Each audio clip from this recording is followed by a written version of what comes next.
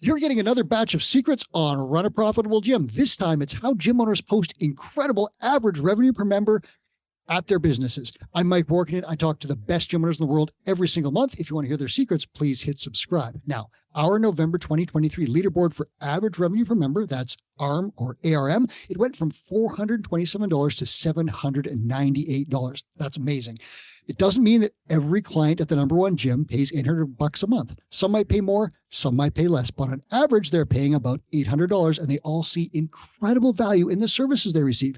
Michaela Munsterman of Elite Medical Exercise in Austin, Texas, made our leaderboard, and she's here to talk about ARM. Michaela, welcome. How are you today?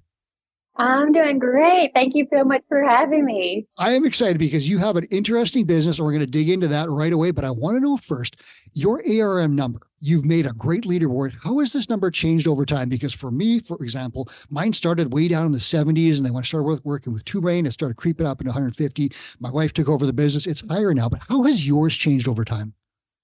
Yeah, similar to yours. I've been with Two Brain for 2 years with Ashley Mack and Jolene. And what Two Brain does is helps put a plan, bring clarity. Also, you're able to express what you do. They help bring in that value, and then it's able to grow over time, which is exactly what ours has done. We've done some things different, but ultimately Two Brain has had a big guiding hand that has helped. Do you remember like a very early school? Like, how long have you been in business? I guess is the first question I'll ask on that. 6 years. Do you remember what your average revenue per member might have been 6 years ago or even 2 or 3 years ago? I was so young that was probably something I wasn't even watching, which I should have, but I was about 26 when I started. Mm-hmm. It's interesting because I didn't track that number either. It wasn't even a thing until I started working with Two Brain. I was like, oh, I should maybe check this. And then when I looked at it, I was like, oh, I probably need to change some things here because this is not going to support my business. So when we did that, things started to work much better and that number changed. I've had gym owners on the show where they've started at, say, where I was down in the 70s or 80s, and then they've got up to like $300, $400. And there's some that are in that $700, $800 range, which is incredible. We're going to get into yours a little bit deeper.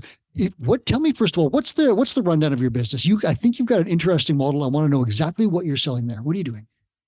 Yeah, we do medical exercise. And so what that means is we work with people that have joint limitations, low chronic pain, discharge from physical therapy. Maybe they're working with a chiropractor on a restriction, but they need stability. And maybe they're just also new to exercise and they need a safe, positive encouragement place to do that.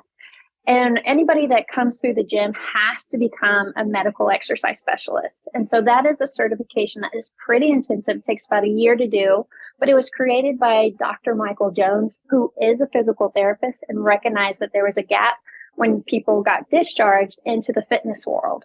And so what he's done is created this full material to help us understand shoulder impingement, hip replacement, spinal stenosis, and gives us the anatomy, the pathology, and the critical thinking skill to really work with these individuals. And he does it in such a way that you have to think and use your brain. And it's not just a list of exercises. So it's a really special niche. It's incredible with the people that we get to work with, but it's such an important certification, I think, to understand people's limitations and be able to help them. Wow. Okay. So that's interesting because a lot of gyms will work with apparently healthy individuals, quote unquote, and they specialize in that where people are, for the most part, they may have a ding or dent from football or something, but they're in pretty good shape. You're working with people who are leaving like a medical setting with, a joint replacement or something else and helping them get active again. Have I got that right? Yes. Yeah. Oh, wow. Exactly. That's an amazing thing. Now, how did you figure out that you wanted to do this? Was it something that you pursued as a career choice or something you just noticed there was a hole in the market, or how'd you figure this out? That's a great question. I got really lucky because I probably would have ended up in the CrossFit world, which is wonderful because I was a power lifter, a big athlete, but I hurt. I hurt when I played, and I went to school and understood different anatomy, strength training, but I never understood joint restrictions.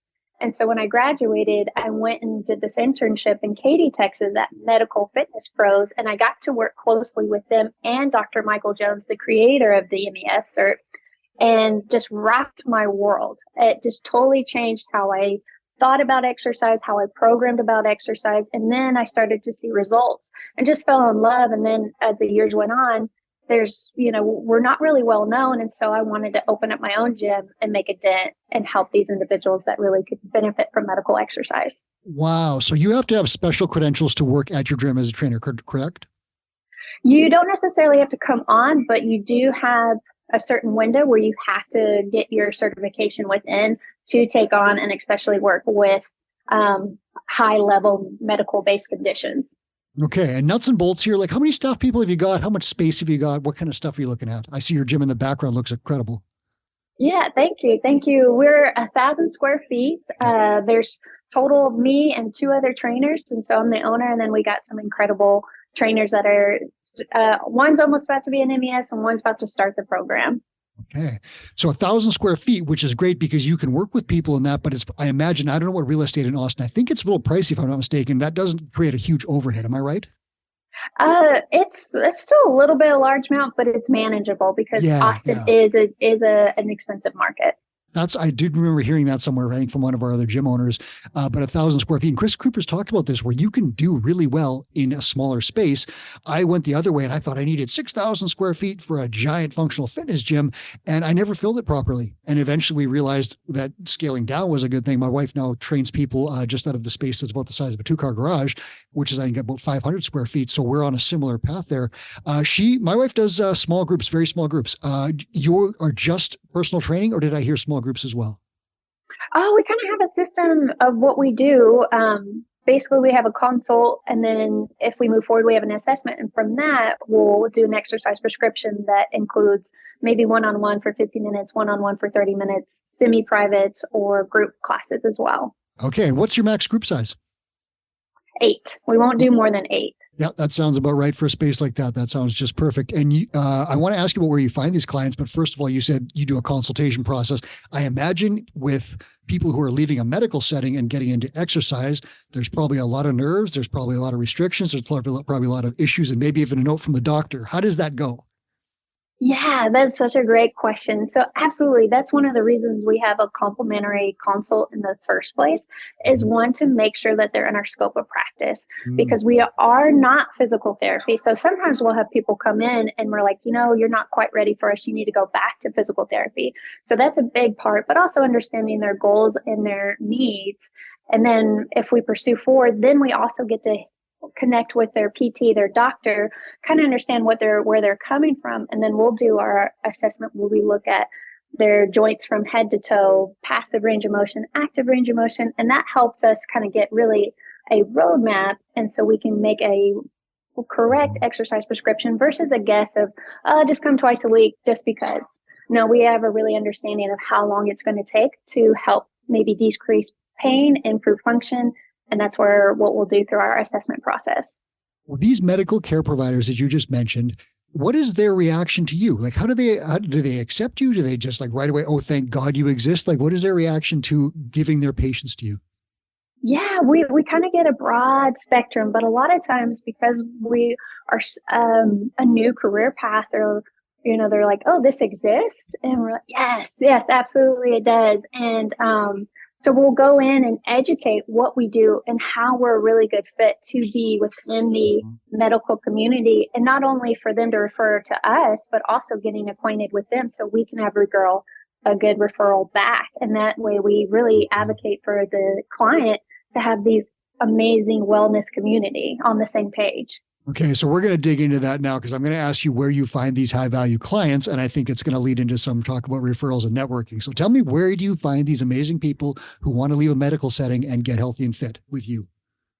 Yeah, well, one, I'm blessed. Like that's just part of it. I'm just blessed because I have amazing clients and I'm so lucky. It's so fun. So that's one.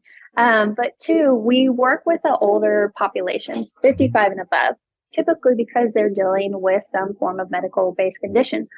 But they recognize the chapter of life that they're in. And so they're motivated because they want to live life without limitations. So they're very motivated. And so they're so fun to work with. And so that's one, the quality of client that we have is these people want to get better. And it's not a fad for them. And then because they are really into getting better and they come here and they really feel those results, they're eager also to tell their friends and family that this is a safe place. You're going to improve function. You're going to decrease pain within our scope of practice. And so they're eager to tell their friends and family, and they're awesome people. So their friends and family are awesome.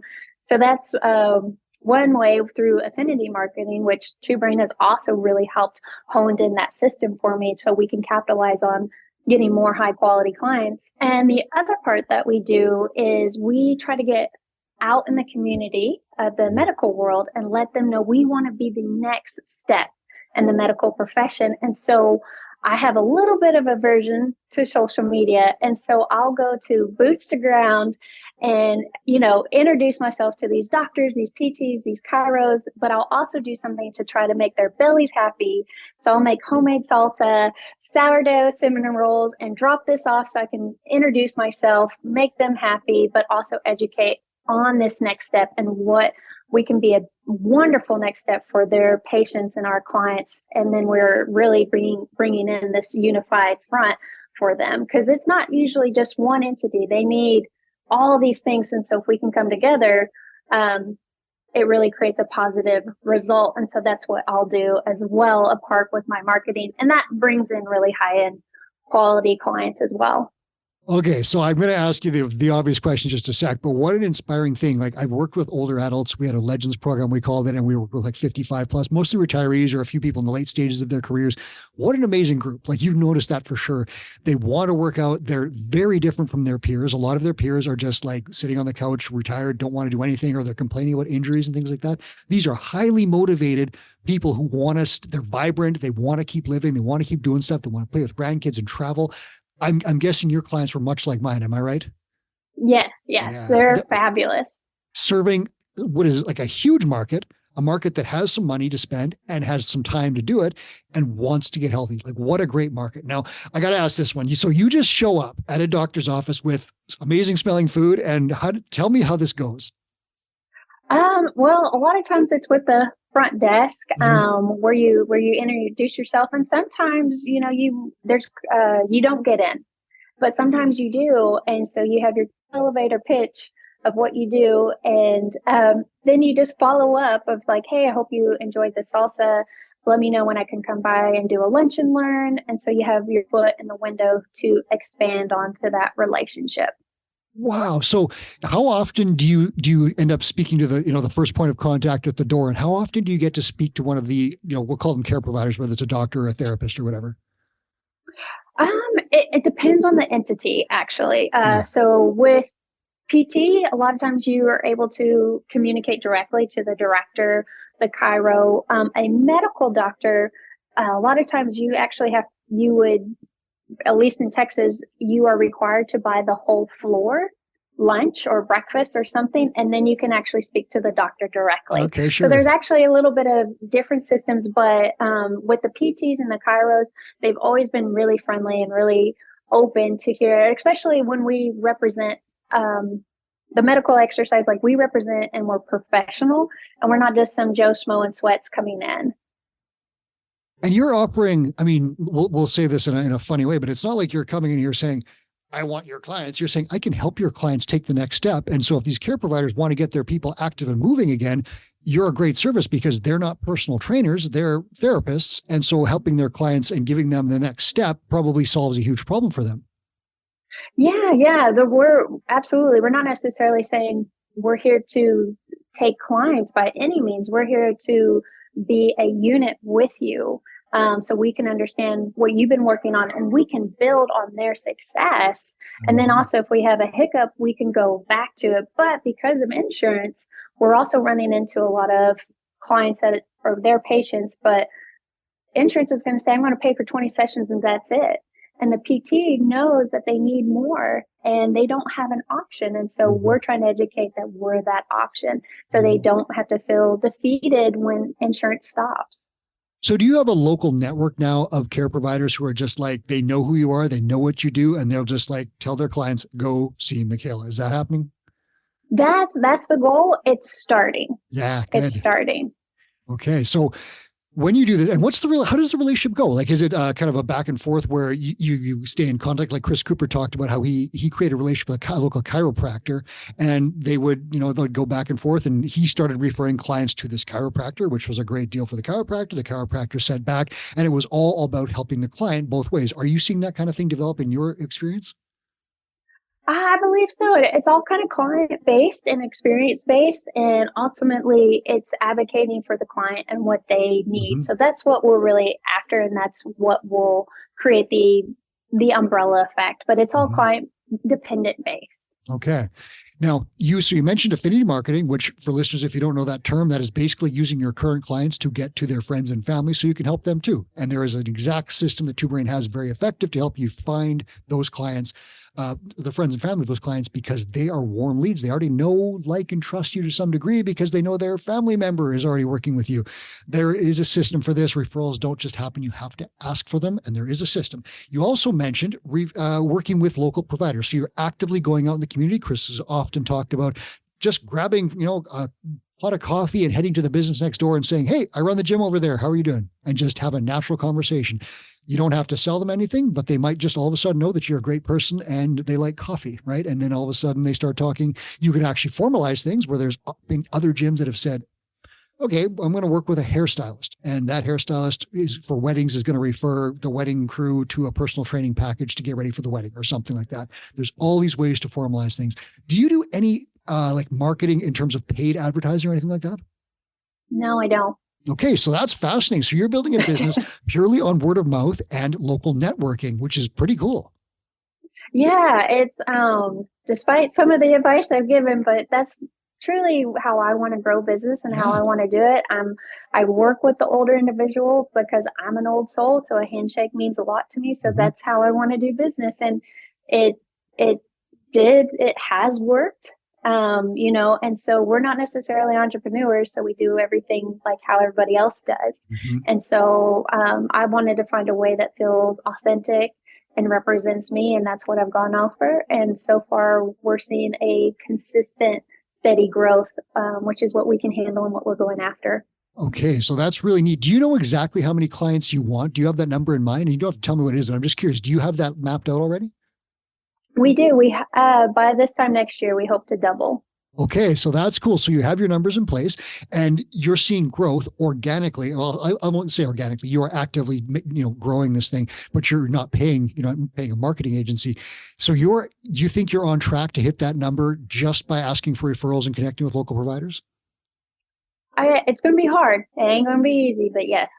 That's super neat. Would you ever advertise, or is that something that's completely off the table for you? I'm not going to say I would never, but to the point, maybe if I have somebody else managing, that would be an opportunity to grow. But I also really like the uniqueness and the quality of clients. And so I think the way that we're doing it is creating a community versus an open net. And we're so happy to have everybody. But what we're creating is something really special when somebody comes through the door and they light up because they see their friend and passing. And so we are doubling that over and over the way that we've structured our business. And Austin's a big town, but it feels like we have a small town in our gym. And I just love that. And that's the way I want to keep going. And it'd be interesting too, if you ever do get into advertising. I mean, that's an interesting one because you'd have to figure out the way to do it as authentically as you can, because you're not looking to capitalize on injuries and misery and so forth. Obviously, you're looking to connect with people who are really wanting to be active and move through that. So you would have to kind of place yourself very interested. It'd be an interesting kind of experiment to play with. I'm sure you've thought about this at some point. Yeah. We're definitely, as you grow, you got to keep expanding and keep your eyes open, and things towards what's going to benefit you and what's going to serve everybody as a whole. So that's an avenue that we might go down eventually.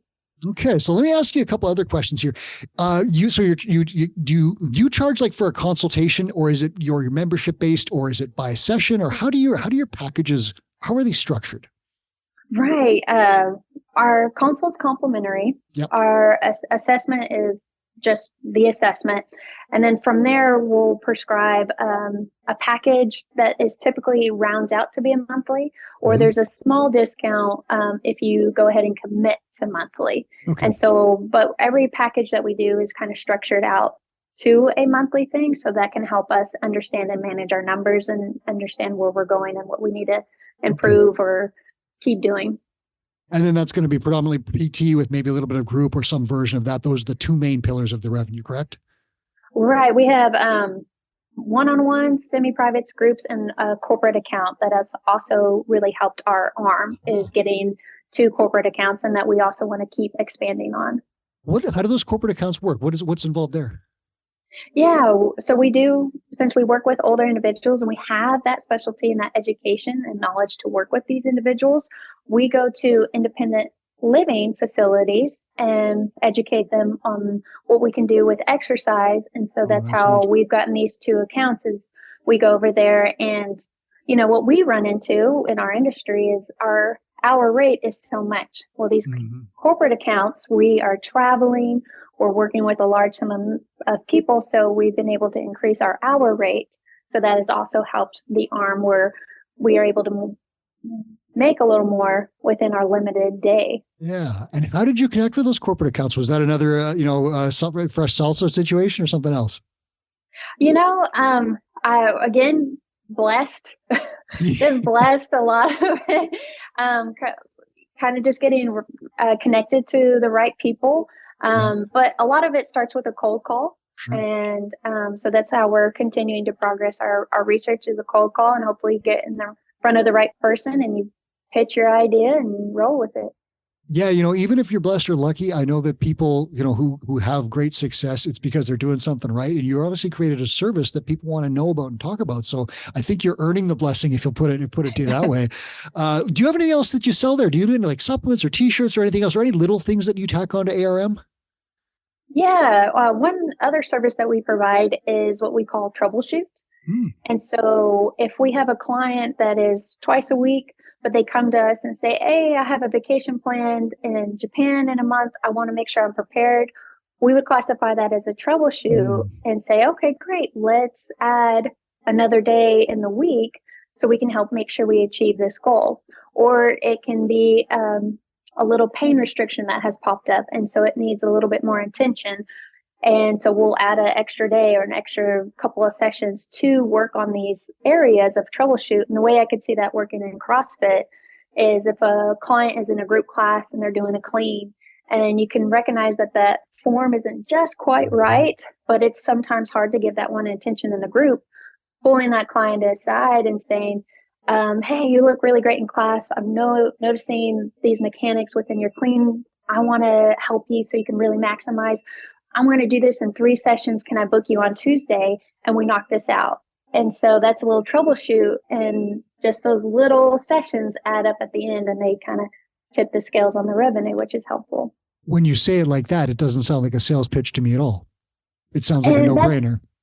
That's exactly because what we try to do in our whole basis of our industry and what I tell my other trainers to think of is we are, if you see a need, provide an opportunity and you're providing a solution and it's up to them if that's going to fit for them or not. But at least that's part of our job is to provide solutions.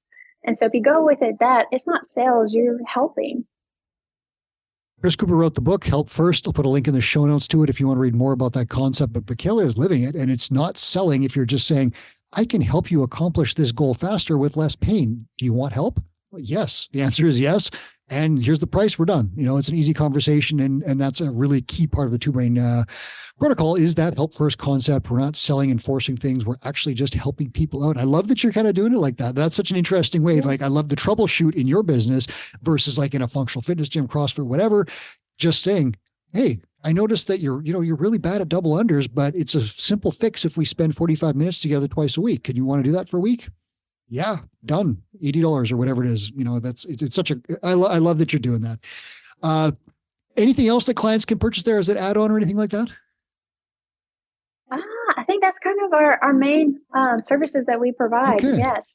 So let me ask you this. So you've created this really, I haven't spoken to someone that's doing what you're doing. So I really appreciate your insight into this. It's fascinating.